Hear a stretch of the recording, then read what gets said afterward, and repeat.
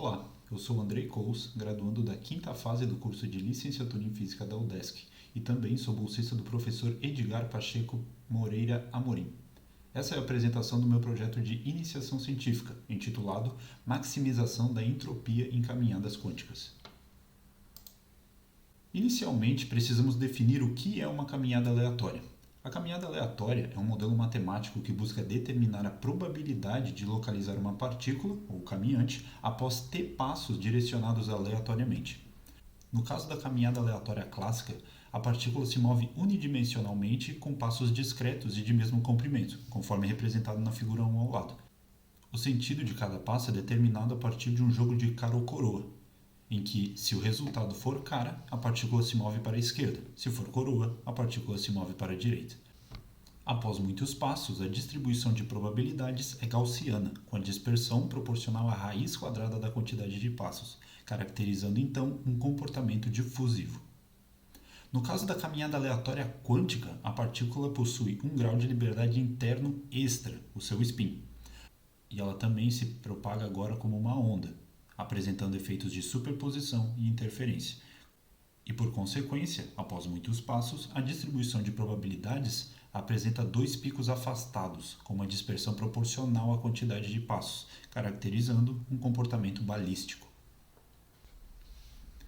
O estado inicial da partícula na caminhada quântica é caracterizado por dois graus de liberdade. O primeiro sendo a sua posição, usualmente na origem do sistema, em j igual a zero, e o segundo grau de liberdade é dado pelo qubit, que representa uma superposição dos estados de spin up e down, cada um com a sua amplitude de probabilidade, conforme é representado na figura 3 pela esfera de Bloch.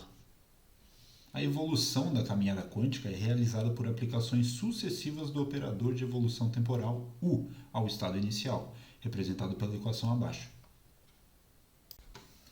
O operador de evolução temporal é quem gera a dinâmica da caminhada, em que 1p é a identidade no espaço de posições, S é o operador de translação condicional, ele é responsável por transladar para a esquerda as amplitudes de probabilidade de spin down e para a direita as amplitudes de probabilidade de spin up. E C é a moeda quântica, ela é responsável por gerar a superposição dos estados de spin up e down, ou seja, ela gera uma rotação na esfera de Bloch, representada no slide anterior. Duas moedas bastante utilizadas são a Hadamard e a Fourier, logo abaixo, ambas gerando uma superposição de estados a partir do spin-up. A figura 4 ao lado mostra uma representação do operador de evolução temporal ao longo da caminhada, em que a partícula tem seu estado inicial dado unicamente pelo spin-up na posição j igual a zero, e então a moeda quântica gera a superposição de estados do spin, ou seja, uma rotação na esfera de Bloch, para então o operador de translação condicional transladar para a esquerda as amplitudes de probabilidade do spin down e para a direita as amplitudes de probabilidade do spin up. A seguir será representado matematicamente a realização de um passo na caminhada quântica, em que a função psi no passo 1 vai ser igual a aplicação do nosso operador de evolução temporal a psi no passo 0. Então teremos um produto do nosso operador evolução temporal pelo estado inicial da nossa partícula, dado pelo spin up tensorial posição 0. Em seguida podemos adaptar a expressão fazendo o produto da moeda quântica pelo spin up tensorial matriz identidade do espaço pela posição 0, dado que a nossa moeda quântica nesse caso será a moeda Fourier. Em seguida, nós podemos abrir essa expressão, colocando a nossa moeda e o nosso qubit nas suas formas matriciais. Realizando toda a operação matricial, ao final nós teremos o operador de translação condicional aplicado ao nosso qubit em superposição de estados, tensorial posição 0. Agora vamos transladar para as outras posições condicionado pelo estado de spin. Ou seja, como mencionado anteriormente, o spin up é transladado para a direita, da posição 1, e o spin down é transladado para a esquerda, na posição menos 1. Na caminhada aleatória quântica, podemos obter também uma medida chamada de entropia de Shannon, representada pela equação S de T.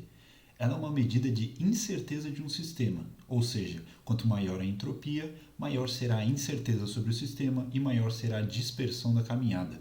A equação Smax de T nos fornece a entropia máxima em uma caminhada quântica. Nosso objetivo foi definir uma moeda C, em função dos passos T, que fornecesse a entropia de Shannon máxima e, consequentemente, a maior dispersão ao longo de toda a caminhada. Após análises numéricas para os primeiros passos da caminhada, as moedas que fornecem a maximização da entropia são a Hadamard, quando θ é igual a π sobre 4, e a moeda Pauli-Z, quando θ é igual a 0, ambas representadas abaixo. Ou seja, o resultado obtido foi expresso pela função c de t, logo abaixo, em que θ de t é igual a π sobre 4 vezes a função delta do seno de π vezes o log na base 2 de t. Dado que a função delta terá o valor igual a 1 para quando x é diferente de 0, e quando x for igual a 0, a função delta tem seu valor nulo. Dessa forma, a função obtida representa uma alternância entre os valores de θ igual a π sobre 4 e θ igual a 0, que representam as moedas Hadamard e Pauli-Z respectivamente, em que a moeda Hadamard ocorre para os passos de tempo t igual a 2 na n, com n pertencente aos naturais, e a moeda Pauli-Z para os demais passos. Além disso, a maximização da entropia de Shannon ocorre periodicamente nos passos de tempo t igual a 2 na n menos 1. Na figura 5a, é possível observar o comportamento balístico da dispersão e também, na figura ao interior do gráfico, observa-se a distribuição de probabilidades para os tempos em que ela é uniforme, tendo amplitudes de probabilidade iguais para cada uma das posições. Já na figura 5b, observa-se a entropia de Shannon ao longo da caminhada e como ela está muito próximo da entropia máxima possível.